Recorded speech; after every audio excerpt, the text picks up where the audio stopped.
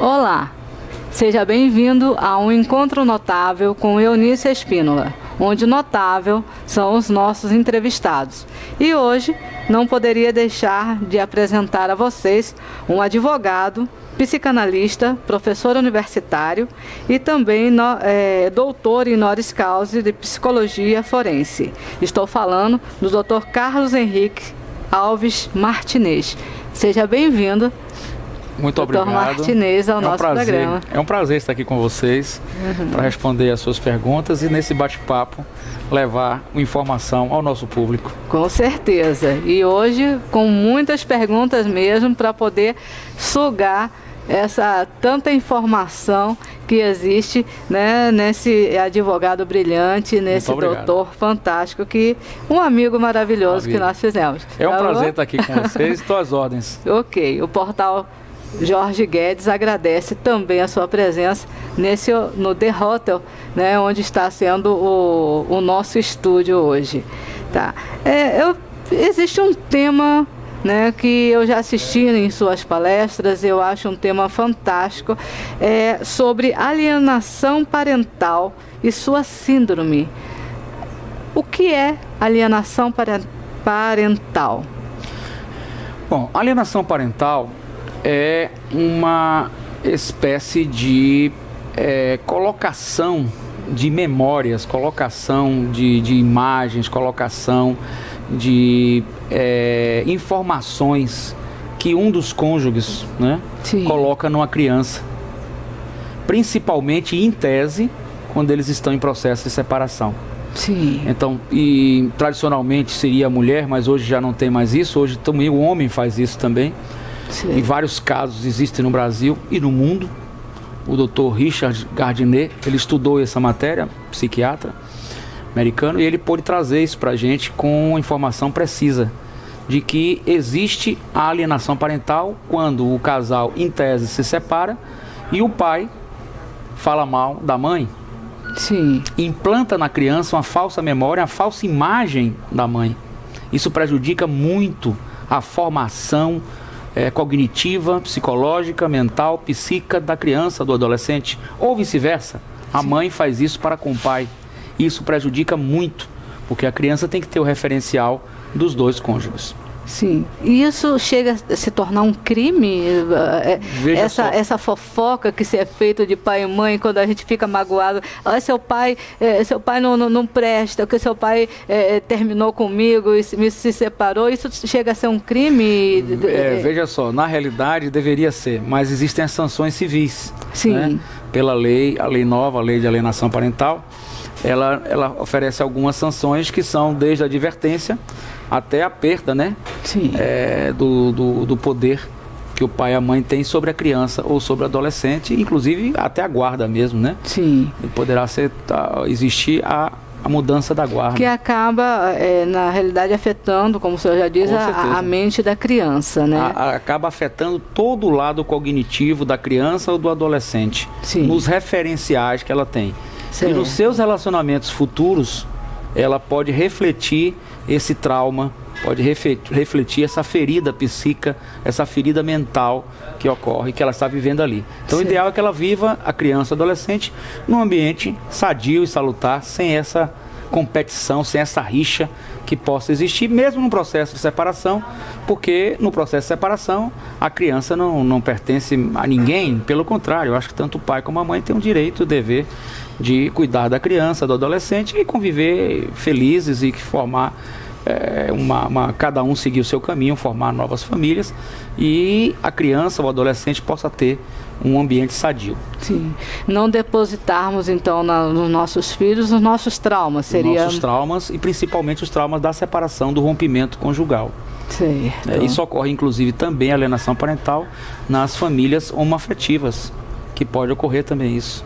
A família homoafetiva, ela adota a criança e na separação pode um dos cônjuges, um dos pares, um dos conviventes também usar disso. Isso também é alienação parental e também recebe o amparo do Poder Judiciário. Sim. Um tema pode não ter nada a ver com o outro, ou pode ter tudo a ver com o outro, o senhor que vai me dizer, porque eu sou pode aqui... me chamar de você, que nós estamos no bate-papo aqui. Ah, com certeza. Agradável, maravilhoso. Com certeza, Martinez. Fique tranquilo. Então, eu vou matar a minha curiosidade. Perfeito. Né? Uma criança que tem esses problemas de família, né? Já vem sofrendo, o pai ou a mãe está... falando mal de uma referência sua. Esta criança, ela é uma criança que está propícia a sofrer um bullying no colégio? Pela não sua necessariamente, formação? Não necessariamente. Na realidade, no passado existia. As crianças de filhos de pais separados sofriam bullying, né? Sim. Hoje, não acredito que o bullying é uma coisa que não é dela interna, e sim das outras pessoas para com ela. Sim. Então, acredito que a alienação parental é uma coisa que ela vai trazer um sofrimento para si e para a sua vida. Sim. Porque ela poderá, inclusive, ter um rendimento escolar inferior ao esperado, devido a ela estar em choque em saber, por exemplo, só uma hipótese. Certo. A mãe dizer ao pai: seu pai nos abandonou, seu pai nos deixou, seu pai não presta. Então ela tinha uma imagem do pai, uma imagem psíquica, uma imagem inconsciente. Ela passa a ter outra imagem agora, uma imagem do pai demonizado. Então isso tudo afeta, esse choque, ele causa um trauma para ela, pode afetar na relação dela escolar, na relação dela no aprendizado dela. Que quebra a imagem, né? Quebra a imagem e cria, inclusive, falsas cria... memórias. Nós temos casos, inclusive, de falsas acusações de abuso sexual. Nossa. Criando falsas memórias nas crianças. As crianças não mentem, mas elas podem fantasiar, elas podem ter uma falsa memória. Sim. E isso é preciso que realmente tenhamos muito cuidado ao apurar realmente essas queixas quando os casais estão separados, principalmente. Interessante essa questão. Muito preocupante essa questão, porque pode ter existido realmente o abuso, como pode não ter existido o abuso. Sim. E isso é muito grave, porque pode levar, inclusive, um pai ou uma mãe a sofrer um processo criminal gravíssimo, porque é um abuso contra o menor. Lógico. E esse pode sofrer danos irreparáveis. Sim. Então é preciso muita cautela nesse ponto. Mas a criança, ela pode, no caso... Pode criar falsas memórias. Existe a possibilidade da criança ser induzida por um dos cônjuges, a nível psíquico, sim, de ter uma falsa memória. Uma memória de que há um abuso. Por exemplo, a partir do momento que o pai pega a criança no colo, sim, aí a mãe diz: olha, ele fez isso com você e aí começa a criar uma falsa memória. Na realidade, aquilo não corresponde a um abuso. Ou pode, evidentemente, vamos ser cautelosos, sim, pode realmente ser um abuso sexual, lógico. Mas pode não ser também. Então, as falsas memórias, elas são muito interessantes serem observadas, principalmente no psicológico de cada criança. Por isso que a nova lei coloca que nós precisamos fazer uma perícia biopsicossocial, que conta com a equipe multidisciplinar, psicólogos, né, assistentes sociais, os próprios advogados devem participar também, né, para que possamos averiguar realmente se a criança está falando a verdade, se não está, e saber até que ponto é uma alienação parental ou é um desabafo normal. Um dia lá que a mãe diga: olha, seu pai atrasou, não trouxe você no horário, isso não é alienação parental, né? Lógico, não vamos exagerar. Lógico. Mas se isso se torna sistemático, contumaz e compulsivo, isso é uma alienação parental que pode desencadear a síndrome da alienação parental, que se torna uma síndrome para aquele que faz o alienador, aquele que faz a alienação. Pode ficar doente, precisa de uma terapia, certo? E poderá sofrer sanções jurídicas, não é? Como várias sanções existem na nova lei, inclusive perdendo a guarda do seu filho, que também vai gerar outro sofrimento. Evidentemente que todos nós, operadores do direito, todos que militamos no direito, trabalhamos com o direito, juízes, promotores e advogados, nós temos muita cautela quando falamos de família. Família é um dos direitos mais delicados de tocar. É verdade. Existe emocional, existem emoções, existem idas e vindas, não é verdade? Com certeza. Existe o outro lado, o oposto do amor, que é o ódio. É o ódio. Não é verdade? Quer dizer, é verdade que o oposto do amor não é o ódio, o oposto do amor é a indiferença.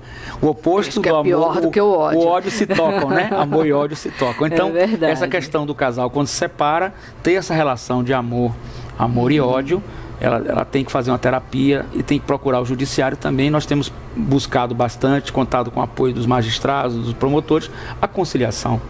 Sim. É o melhor caminho para a família, né? Com certeza. Conciliar e para que todos possam viver em paz, porque também nós não podemos resolver todas as questões das famílias. É difícil. Porque é muito subjetivo, é muito íntima, muito pessoal. É verdade. E é preciso que as pessoas, ao se separarem, possam se tornar pessoas civilizadas, maduras, compreenderem que a relação chegou ao final, mas que os filhos serão sempre né, do casal. Que não se encerra, e a educação será dada por eles.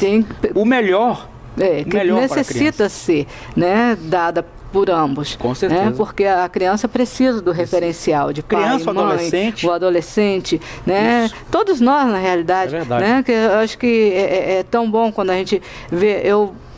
Como o nosso programa é um programa de bate-papo, fique tranquilo, né? Eu coloco sempre minha vida em pauta. Né? E meu filho, quando era pequeno, uma vez ele chegou do colégio, ele fez assim: minha mãe, você não sabe o que eu descobri. Eu falei: o que foi? Minha mãe, na minha sala, a maioria dos meus colegas são filhos de pais separados. Só eu que sou filho de casal. Eu falei: temos um grande problema. Né? Porque é verdade. O que a gente vai fazer agora? Ele ficou me olhando assim, daí eu falei assim: filho, hoje é normal, né, que os casais se separem, não deu certo e tal. Aí fui conversar com ele e explicar, porque mesmo separado, que existe a obrigação do pai e da mãe, né, não deu certo uma relação, não são obrigados a ficarem juntos. E onde a gente entra também com aquela ideia, não é porque me separei que o seu pai deixou de prestar. Com certeza. Não é? E também eu ouvi uma entrevista me falhou o nome dele, que era considerado o cafajeste, que era Jesse Valadão. Ele, uma vez eu estava ouvindo, ele tinha se separado da esposa e todo mundo foi em cima dele, porque ele era considerado no cinema como o cafajeste pelo papel que ele fazia, que ele representava. E ele fez assim, aí os repórteres: e aí, você se separou dela por quê? Né? Querendo ver sangue, Aí ele fez: olha, eu posso ser considerado o cafajeste, mas não sou burro. Se eu vivi com uma mulher por tantos anos, certo? Eu jamais vou poder dizer a você que ela não prestava. Porque se eu convivesse com uma mulher que não prestava... Não tem sentido, né? Não é? Não tem sentido. Então, eu ouvi jovem ainda e fixei isso na memória, que eu achei super interessante. Não é o fato de que rompeu uma relação que o outro vai deixar de prestar. Com certeza absoluta. E quando eu lhe convidei para vir, né, o nosso programa, o nosso portal Jorge Guedes, para estar aqui levando a informação para o nosso público, eu achei esse tema bastante interessante. Né? Porque... E não lhe interrompendo, mas colocando o alienador, a pessoa que que coloca a criança contra o outro cônjuge, essa pessoa está doente. Sim. Se ela faz isso de forma sistemática, compulsiva e contumaz, se ela leva falsas informações e pretende implantar falsas memórias na criança ou no adolescente, é um aviso. A pessoa que está fazendo isso está doente, precisa se conscientizar disso e precisa fazer seu tratamento. Precisa fazer sua terapia, porque está doente e vai levar o seu filho, adolescente ou criança, a desenvolver doenças, né, psíquicas, transtornos mentais no futuro, que vão causar a criança ou adolescente sofrimento. Eu tenho certeza que nenhum pai nem mãe quer que seu filho sofra. Então não pode fazer alienação parental. É preciso, se quer brigar com seu ex-cônjuge, brigue com ele. Mas não coloque a criança nem o adolescente no meio. Ele não é troféu, nem é moeda de troca. Nem moeda de troca. É isso que nós temos que conscientizar. Com certeza. Então o casal, quando se separa, a primeira coisa que a gente fala, eles precisam fazer uma terapia. Primeira coisa. Depois buscar uma conciliação judicial. são 2 passos importantes. Porque a briga na justiça para o casal, para a família, não é uma coisa bonita, não é uma coisa agradável, é muito triste, é um sofrimento. E hoje já se fala muito na conciliação, né? Nós temos o nosso Conselho Nacional de Justiça, que está aí nos brindando com o processo de conciliação, a própria justiça, né? Conciliação. E a conciliação realmente para o caso de família e outros casos também é uma grande solução para o direito e uma grande solução para a gente apaziguar a sociedade, que é o objetivo nosso. Respeitar os nossos frutos, né? Com certeza. A gente coloca um filho no mundo e aí depois você vai discutir, vai brigar, vai colocar a criança na parede contra escolha, ou eu ou seu pai. É uma situação, não tem sentido. As pessoas precisam ter consciência. É uma coisa que é um tiro no pé. Eu digo sempre, desculpa a linguagem popular, vulgar, mas é um tiro no pé. Não tem que escolher. A criança tem que ser amada pelo pai, pela mãe. Se for adotada por um casal de homoafetivo, por ambos. Em caso de separação, também deve existir isso, porque pode existir alienação de uma parte para com a outra, o que vai prejudicar a criança. E esse tratamento, a própria a justiça, ela indica o tratamento? Não, a justiça, no caso, quando se chega à justiça, né, o Poder Judiciário e o direito, ele tem a própria justiça é um poder coercitivo por excelência. Né? Então, cabe ao Poder Judiciário aplicar o direito ao caso concreto. Então, a justiça busca sempre a conciliação, mas se não houver conciliação, vai se fazer a perícia psicológica com psicólogos, depois, se for o caso, com assistente social, multidisciplinar, para que haja um diagnóstico se a criança está sofrendo mesmo alienação. Se estiver, as medidas legais civis serão tomadas e o alienador, aquele que faz a alienação, que proporciona, vai sair no prejuízo. Tenha certeza disso. Não é interessante, não é. Não é inteligente. A alienação parental não é inteligente. Pelo contrário, a pessoa que faz alienação parental precisa de terapia para se recuperar dessa síndrome. E como ela vai pode, inclusive, evoluir. Aí nós vamos falar de SAP, que é a síndrome da alienação parental. Ela pode ser pequenos atos, ou ela pode evoluir para a síndrome de alienação parental. Essa síndrome de alienação parental, ela é perigosa para quem a faz, para o alienador. E é destrutiva para seu filho, criança ou adolescente. A gravidade disso é isso. É a destruição do adolescente e o prejuízo que a própria pessoa tem.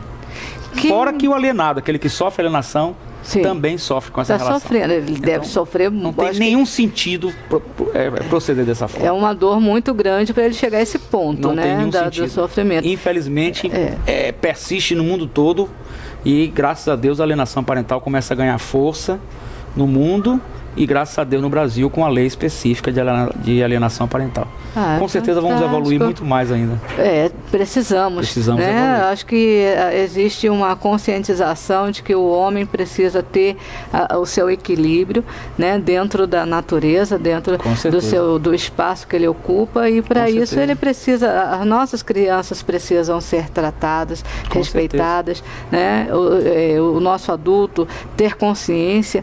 Eu gosto de citar sempre que não é porque amadurecemos que deixamos de aprender. Com certeza. Então, se nós estamos numa idade onde nós não aprendemos até então, nós temos a obrigação de buscar o conhecimento, buscar o apoio, buscar a ajuda, né, para que as coisas na nossa vida, na nossa família, que é um núcleo importante, né, que a família é base de tudo.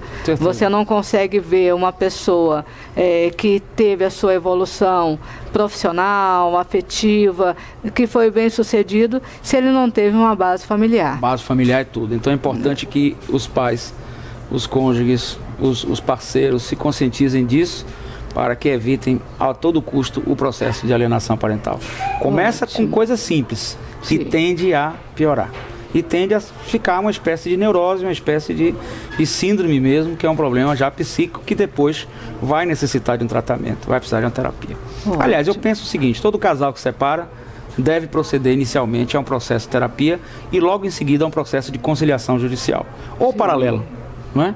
Mas deve começar com a terapia e a conciliação extrajudicial ou judicial. Sem isso, não há condição de se partir logo para a briga, de se partir para o juízo, porque, com certeza, o Poder Judiciário não vai dar uma solução de uma questão tão delicada, que é uma questão singular, pessoal de cada um, das relações tão íntimas É não é? verdade. Então, com certeza absoluta, o nosso Poder Judiciário, os nossos colegas advogados, Ministério Público e juízes estão de portas abertas no sentido de que todas as questões familiares sejam resolvidas por intermédio do processo de conciliação.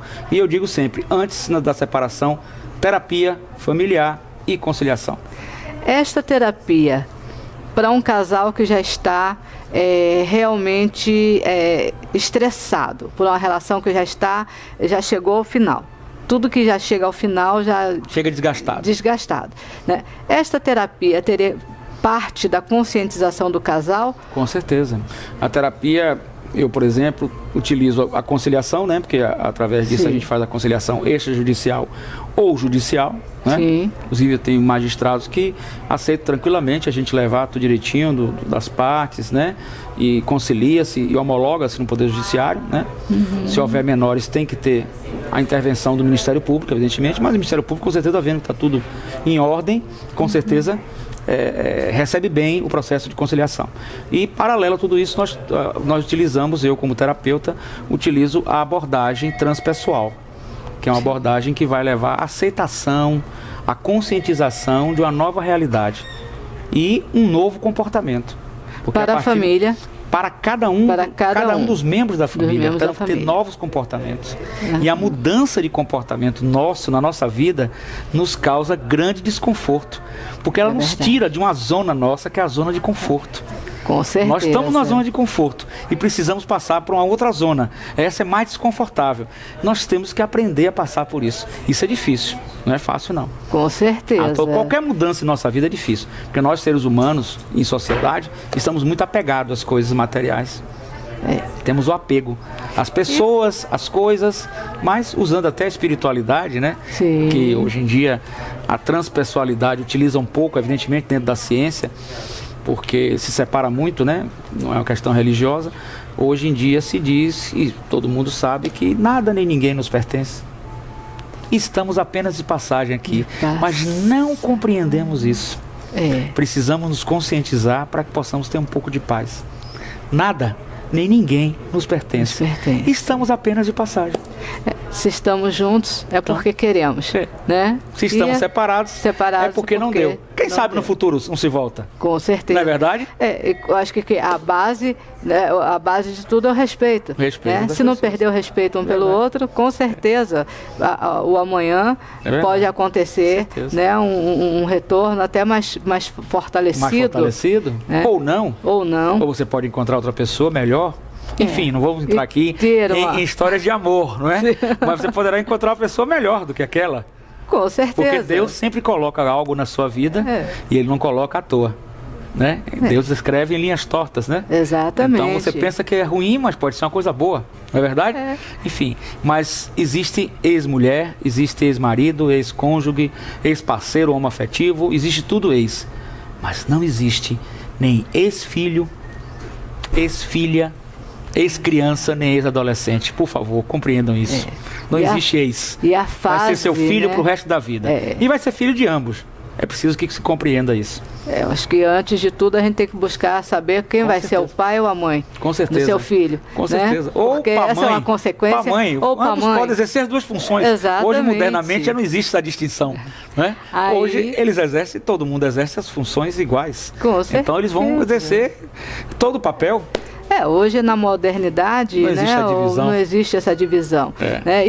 E existe a preocupação, sim, né, que é a mesma desde sempre, de criar os filhos num ambiente salutar. Com certeza. E o processo hoje em dia se fala muito na guarda compartilhada. Sim. Mas é necessário muita responsabilidade, muita maturidade para que ocorra a guarda compartilhada. Porque imagine, guarda compartilhada permite que um pegue o filho a hora que quiser, o outro também a hora que quiser.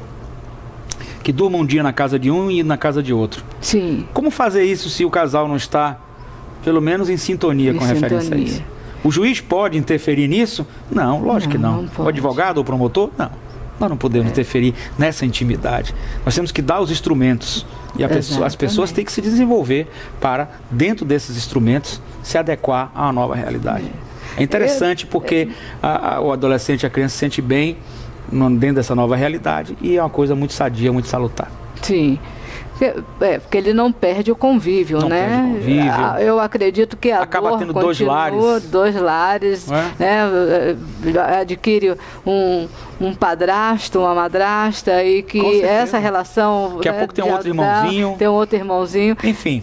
Que seja salutar. As relações não são fixas, elas mudam na vida. Mudam. Não existe nada estável. Nem a gente vai ficar aqui estável. Com certeza. A gente vai passando com o tempo, né?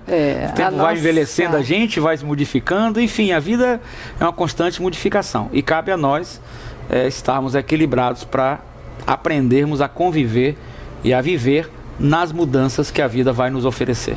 Com certeza. E evidentemente, lembrando Darwin, né?